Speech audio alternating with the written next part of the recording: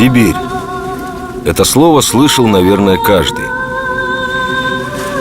Это слово знают, пожалуй, в любой стране.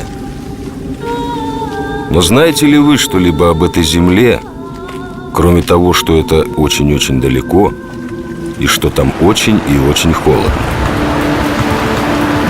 Начнем с того, что Сибирь – это огромная территория.